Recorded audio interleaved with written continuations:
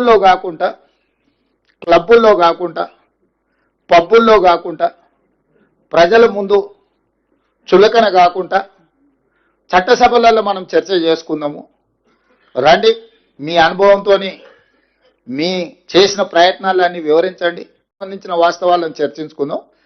ప్రధాన ప్రతిపక్ష నాయకుడిగా వారిని ఏ తారీఖు వారు వస్తారో, ఏ తారీఖు వారు చర్చిస్తారో ఒక లేఖ రాయమని స్పీకర్ గారికి. తక్షణమే ప్రభుత్వం స్పందించి శాసనసభ సమావేశాలను ఏర్పాటు చేసుకుందామని నేను వారికి సూచన చేయడం జరిగింది. సవాల్ విసరలే. ఎప్పుడో ఎక్కడికైనా వస్తా, ఎక్కడికైనా రామాట, ఎక్కడికొద్దు స్వామి, ఎర్రవల్లి ఫామ్ హౌస్కు నేనే మా మంత్రుల బృందాన్ని పంపిస్తా, ఏం ప్రాబ్లం లేదు. తారీఖు చెప్పు, మొత్తం ఈ సెటప్ అంతా తీసుకొని వస్తారు మా వాళ్ళు. ఎర్రవల్లి ఫామ్ హౌస్లోనే చర్చ పెడతాము. చంద్రశేఖరరావు గారి ఆరోగ్యం అంత గొప్పగా లేదు, రావడానికి ప్రయాణం చేయడానికి ఏమైనా ఆరోగ్యం సహకరించకపోతే మీరు కుర్చీ వేసుకొని అక్కడ కుర్చీలో కూర్చోండి చంద్రశేఖరరావు గారు. మొత్తం మాక్ అసెంబ్లీ అని తెలంగాణ ఉద్యమంలో కోదండరామ్ గారు నిర్వహించేవాళ్ళు. శ్రీనివాస్ రెడ్డి గారు కూడా అప్పుడు అందులో ప్రశ్నలు అడిగి మమ్మల్ని అందరినీ మాక్ అసెంబ్లీ నిర్వహిద్దాం ఎర్రవల్లి ఫామ్ హౌస్లోనే. మా మంత్రుల బృందాన్ని నేను పంపిస్తా, అన్ని వివరాలు చర్చించుకుందాం. కాదు కూడదు అని ఒకవేళ అంటే చంద్రశేఖరరావు గారు పిలిస్తే నేను కూడా వస్తా. నాకేం బేసిజాలు లేవు. నాకంటే సీనియర్ ఆయన పబ్లిక్ లైఫ్లో, ప్రజా జీవితంలో, అనుభవంలో చంద్రశేఖరరావు గారు. వారి ఆరోగ్యం సహకరిస్తలేదు, లేదు ముఖ్యమంత్రి గారు కూడా రావాల్సిందే. చర్చలు ముఖ్యమంత్రి లేకపోతే సమర్థవంతమైన అర్థవంతమైన చర్చలు జరగవు.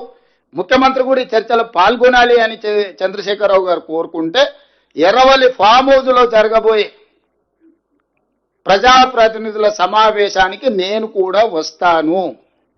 తారీఖు నిర్ణయించండి. క్లబ్బులు పబ్బులు అంటేనే మాకు కొంచెం ఇబ్బంది. ఒకవేళ ఇట్లాంటి తప్పులు చేసినందుకు వాళ్ళని ఒక్క కొరడా దెబ్బ కొట్టాల్సి వస్తే చంద్రశేఖరరావు గారిని 100 కొరడా దెబ్బలు కొట్టాల్సింది. కృష్ణానదిలో మనకు చేసిన ద్రోహానికి ఎవరు పెరిగిన నేపథ్యం వాళ్ళని అట్లా మాట్లాడిస్తుంటే నేను అది కూడా కాదన్నాను. నేను ఊర్లో వ్యవసాయ కుటుంబంలో పెరిగి పొద్దున్నే అన్నం తిని బయలుదేరే అలవాటు. ఈరోజు కూడా పొద్దుగాల 8కి బయలుదేరిన అన్నం తిని బయలుదేరుతాను. నేను మళ్ళీ రాత్రి ఇంటికి వచ్చే వరకు తలా తోక లేకుండా మాట్లాడితే తోక కత్తిరించే తెలుసు. ఒకవేళ నీకు తెలవకపోతే మీ నాయన అడుగు, ఏం చేస్తే ఏమైందో మీ నాయన ఇప్పుడు ఏడున్నాడు. నాకు చికాకు కలిగించొద్దు. నాకు చికాకు కలిగిస్తే మళ్ళీ అది బాగుండదు. నేను చదవడం మొదలు పెడితే మళ్ళీ అది మంచి కూడా ఉండదు. దయచేసి నన్ను క్లబ్బులకు పబ్బులకు పిలవద్దు. మీరేంది మాకు చెప్పేది? సలహా ఇవ్వండి, సూచన చేయండి. సహేతుకమైన విధానంతో ముందుకు రండి.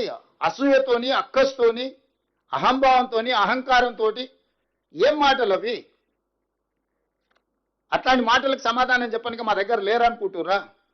మా ఒక్క మందుల సామెలు చాలు, మేము అందరం అక్కర్లేదు. ఒక మందుల సామెలు నువ్వు పంపిస్తే చాలు, నీకు నీ తాతకు 3 తరాలకు సమాధానం చెప్తాడు. అది కాదు కదా.